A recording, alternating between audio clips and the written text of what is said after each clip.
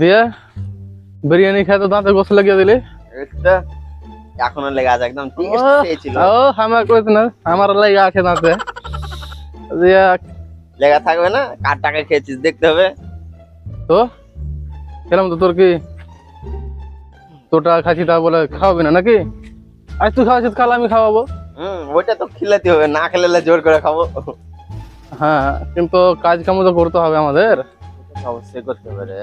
কাজ কাম করে না করে আজকে আব্বার টাকা চুরি করবো, চপ পিস দেখে আসি। জমে যাবে। ভাইয়া, আমি জানতে চাইছিলাম যে আপনারা কি মুসলমান? তো তোমার কি মনে হচ্ছে তাই? অবশ্যই আমরা মুসলমান, জুম্মার নামাজ পড়ি। গরুর মাংস খাই। আমার নাম হচ্ছে তাজরুদ্দিন আহমেদ। আর হচ্ছে বল বল। শাহজাদ হোসেন। দেখা কি হিন্দু মনে হচ্ছে? আমরা মুসলমান, পাক্কা মুসলমান। আচ্ছা, এই ব্যাপার, তোমরা মুসলমান। আচ্ছা, ঠিক আছে।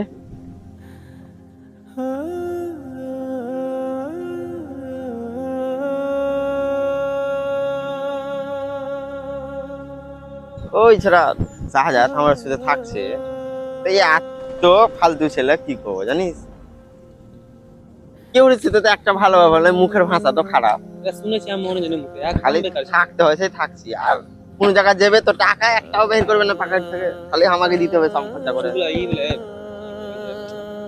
ওদিকে যেগুলোতে বসি দিয়ে কি করবো জানিস, মাথা টাথা খারাপ হয়ে যাচ্ছে। সেটা খালি বন্ধু হয়ে মানে থাকতে হচ্ছে, সেই থাকছি ওর সাথে, না হলে ওগুলা ওর সাথে কেউ ঘুরে। আরে তুমি বলছো, আমি তো নিজের কানে শুনেছি কি যে ওই ছেলেটা বলে প্রচুর কিপটা। একদম কিপটা মানে যা তা কিপটা, জীবনে 1 টাকা তাক খিলাইনি কেউকে। তুই তো শুনেছি সবসময় আমার সাথে থাকছে না, আমি জানি। রাস্তা দিয়ে যাওয়ার সময় খালি দেখা হলে হলো, জ্ঞান দিয়ে কথা কিপটা বলে। হলে কি হয় বল? একদম ফালতু ছেলে, কি বলবো। খালি ওর বাপের সামনে কিছু করতে পারি না, নাহলে ওর বাপ যখন থাকে না তখন লুকিয়ে লুকিয়ে ওই বিড়ি সিগারেট খায়। আমি থাকি তো আমি জানি। জান তু না এগুলা হ্যাঁ, লুকে লুকে বিড়ি চুরি করে খাচ্ছে। ওর সাথে আমি বেড়াচ্ছি, আমি জানি কত ফালতু ছেলে। ওকে শেষ করা যাবে না, এমন ছেলে। আলহামদুলিল্লাহ আমি তোমার জায়গা নেই, ওর সাথে ঘুরলে আমার লাগছে কিপটা হয়ে তোমার। হম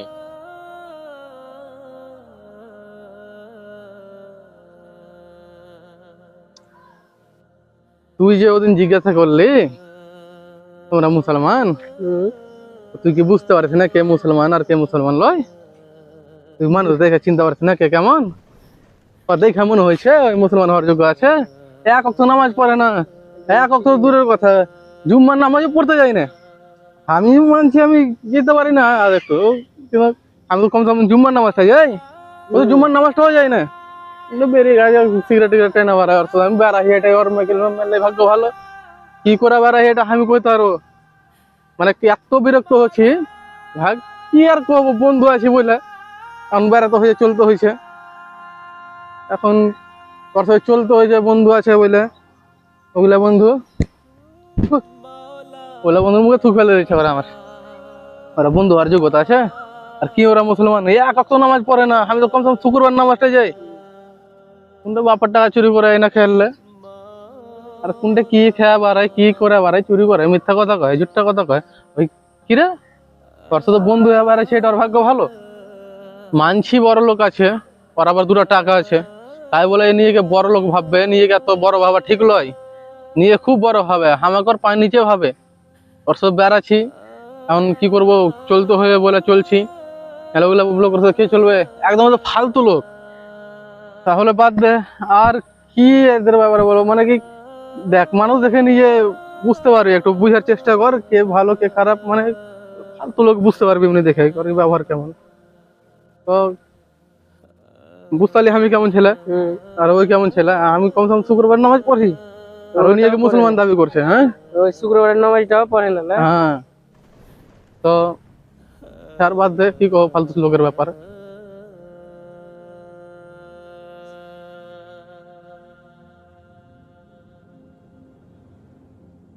সালা মুজি তো উল্টা দিল বা। মুসলমানের উপর এত অত্যাচার কি করছে আর আল্লাহ? সব অত্যাচার তো মুসলমানের উপরে করছে, এরা মুসলমানকে দেখতেই পারে না। আর মুসলমানের উপর প্রচুর অত্যাচার হয়েছে। এই তো কয়েকদিন আগে আমরা করলে কি দেখছো এই 200 কোটি প্রায় মুসলমান, এরা তো অত্যাচার হচ্ছে আমার কথা জানে, কেউ কিছু কয় না এরা কেউ। আমরা এত মুসলমান থাকতে আমরা মেয়ের কেনে খাচ্ছি, এটা তো বুঝতে পারি না। আমরা এতটা মুসলমান, মানে 200 কোটি 200 কোটি, তাও আমরা মার খাচ্ছি। কি করা যায়? এরা তো মানে দেখ দেখ দেখ দেখ, মারছি মুসলমানদের, দেখ এদেরকে পেলে তো আল্লাহ এদের খুঁজে রেখে দিতাম যদি পেতাম তো।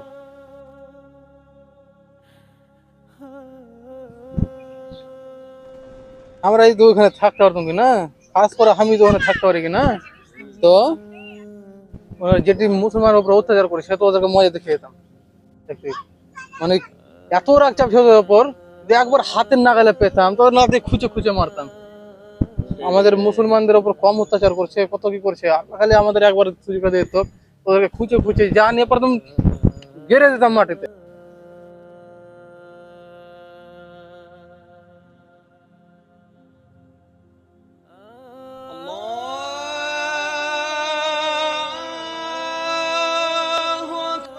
ভাই, আজান তো দিয়ে দিল, নামাজ পড়ে আসি চলো।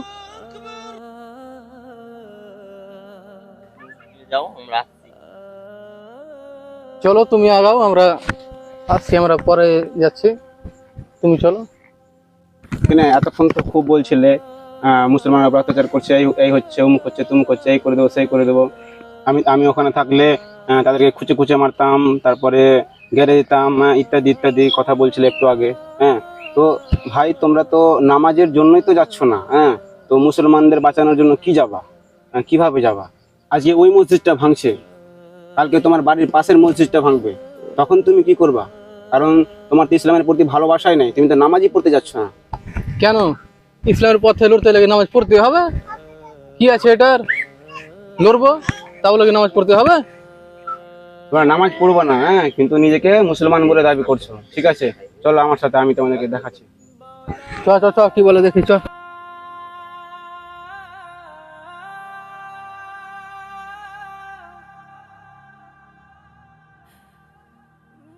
বলো তারা ওখানে কি খেলছে?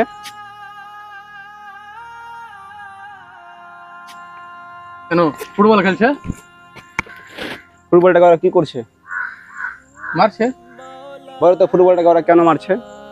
ওটা বল সেই মারছে, ওটা তো সবাই জানে কি ফুটবল খেলতে গেলে ফুটবলে লাত মারবেই। কেন এটা দেখে তুমি প্রমাণটা কি করতে চাইছো বলো তো? প্রমাণ এটাই করতে চাইছি যে এত বড় বল হওয়া সত্ত্বেও এর ভিতরে শুধু হাওয়া থাকার কারণে একে সবাই লাত মেরে এদিক থেকে ওদিক করছে। এই বলটা যদি লোহার হতো তাহলে কেউ ওখানে লাত মেরে ওকে গড়াতো না। ওই ফুটবলের ভিতরে যদি হাওয়া না থেকে ওই ফুটবলে যদি লোহার হতো তাহলে সেটাকে কেউ লাত মারতো না, কারণ সে জানে যে এটাতে লাত মারতে গেলে সে ব্যথা পাবে।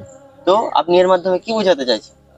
আমি এটাই প্রমাণ করতে চাইছি যে আজ আমাদের ভেতরে বা আমাদের মধ্যে ইসলামিক জ্ঞান না থাকার কারণে দেশের বিভিন্ন প্রান্ত থেকে মুসলমানের ওপর এত অত্যাচার করছে। ফুটবলের মতো এদিক থেকে ওদিকে লাথি মেরে গড়িয়ে দিচ্ছে। তাছাড়া আমরা সময় পেলে আমরা মুসলমান হয়ে ইসলামিক জ্ঞান অর্জন না করে আমরা লোকের গীবত করে বেড়াই, কে কি করছে, কে ভালো কে মন্দ, আমরা এটা বিচার করে বেড়াই। সুতরাং এসো আমরা ইসলামিক জ্ঞান অর্জন করি এবং ইসলামিক পথে চলার চেষ্টা করি। একটাই কথা বলতে চাইছিলাম যে আমরা কিছু করি আর না করে, আমরা যাই করি সব কিছু করার আগে আমাদেরকে নামাজটা পড়তে হবে। সর্বপ্রথম আমাদের আগে নামাজটাই পড়তে হবে। কিছু কি করব না করব, ইসলামের পক্ষ থেকে কিছু করব কি না করব, এগুলো করার আগে আমাদেরকে নামাজটাই পড়তে হবে, কারণ নামাজ হচ্ছে সব আগে। আর নামাজ না পড়ে আমরা কিছু করতে পারবো না, ইসলামের জন্য কিচ্ছু করা যাবে না। তাই আসেন আমরা চেষ্টা করি, সব সব করবো ইসলামের পক্ষ থেকে, কিন্তু সব আগে চেষ্টা করি যে আমরা নামাজটা পড়বো। আসুন আমরা 5 ওয়াক্ত নামাজে হবার চেষ্টা করি, ইনশাআল্লাহ আমরা হব, বিজয় হব যদি আমরা নামাজটা পড়ি। তো আল্লাহ আমাদেরকে বিজয় দেবেন ইনশাআল্লাহ। তো এটিকে আমার বক্তব্য ছিল। আসসালামু আলাইকুম ওয়া রাহমাতুল্লাহি ওয়া বারাকাতুহু।